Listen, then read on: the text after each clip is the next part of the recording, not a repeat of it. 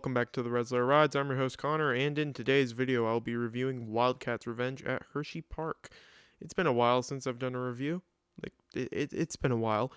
I got back from a wonderful trip from Pennsylvania to Canada, back down to Pennsylvania, and two of the vlogs are already out. Dorney Park vlog will be coming very soon, like in the next few days. I don't know why I haven't uploaded it yet.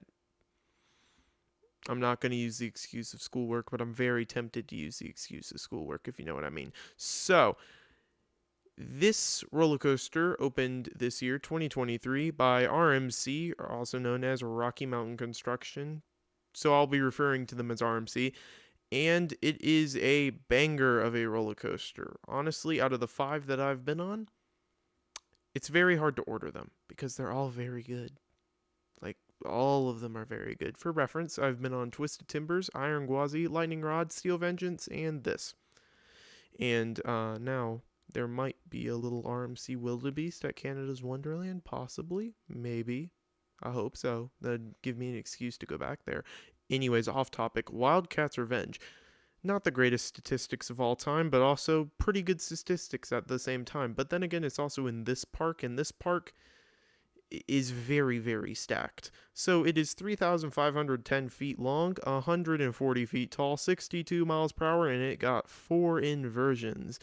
A 0G stall, a 0G roll, another 0G roll, and the world's biggest step-up underflip, which is what Hersheypark is using for the main form of advertisement for this ride, which I still don't understand because there is, to my knowledge, only 2 this, well, the one on this and the one on Joker at Discovery Kingdom, which, from what I've heard, it's not exactly impressive to beat something on Joker. So, but I can't judge that ride fairly. I haven't been on it. However, this one, I will be very fairly. I will be harsh, very harsh. Anyways, on to the layout of Wildcat's Revenge. The coaster starts with a fairly intriguing pre-lift with a dip out of the station to the right, a quick pop, and then a dip back to the left before a turn under a roll up the lift hill. When you reach the top of the lift hill, you see wonderful fields in front of you before going down an 82-degree drop, which you get pretty good airtime in the back row, getting thrown straight into the step-up underflip, which is a very floaty inversion, before an absolute killer airtime hill, dropping back down into a step-up that is also very nice, a flowjector-filled wave turn, back down into a very, very crisp stall, going back out to the right into another wave turn that is very surprising, into the best part of the ride, this kind of double maneuver, into a barrel roll that is extremely flowy as well, overbank with high speed, into another barrel roll which is so smooth, into a little pop and then a big pop, and then slamming into the brakes with one more jolt to the right. And that is your ride on Wildcat's Revenge. So, based purely off of reviews and POVs I had seen of the coaster at the time, it was June, I believe, 18th, when I rode this coaster for the first time. So, there wasn't exactly a lot of content out from the ride because it had just opened 2 months earlier, which, yeah, a lot of enthusiasts had, like, made it out there, but some of the big ones hadn't made it out there yet. It's whatever. Why is this review coming out in September? That's a good question. Schoolwork. I'll use that as my excuse, as always. So, this coaster's element selection is absolutely fantastic. Now, I did not ride Wildcat before riding this. Again, this was my first visit to Hersheypark. So, yeah, I had never experienced a coaster that was prior to this, which, yes, you can still see little bits of the remaining Wildcat kind of structure and where Wildcat would turn and where the first, like, drop is in the step-up underflip, and it's cool to look at, but that's whatever. Besides the point, the coaster elements on this ride are absolutely fantastic. The step-up underflip is very smooth, flowing, it feels great.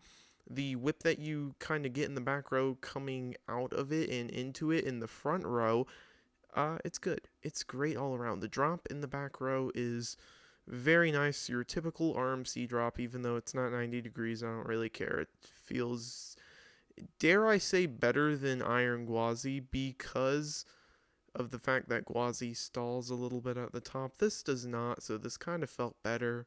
Not gonna lie. Yeah, I'll say it's better than Gwazi's first drop. Anyways, however, unlike Gwazi, this coaster does not have a real standout inversion like that coaster does. This ride's other three inversions are very smooth, very flowy. I know that's, if it is a word, that's great, but it's a word now. Flowy, yeah. Good description word. The inversion, they all feel great. The airtime moments on this ride are all super powerful RMC like airtime moments, the normal RMC airtime moments.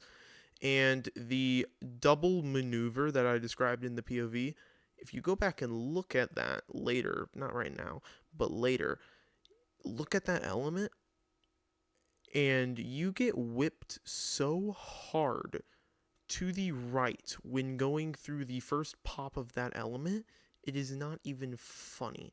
Also, I have to mention the wave turns, especially the second one. The second wave turn tries to kill you, and it's fantastic. All in all, this coaster is great, and they are not annoying with the locker procedure, which is fantastic. So, for this roller coaster's final score, I'll be giving it a 10 out of 10. It's all around a fantastic roller coaster. You should come out to Hersheypark and you should ride it. And that's all I have to say. This has been the Red Slayer Rides, and I will see you in the next video and the next review, which should hopefully be Leviathan at Canada's Wonderland, which will be a banger video. I will go ahead and let you know. So until next time, adios. I'll see you later.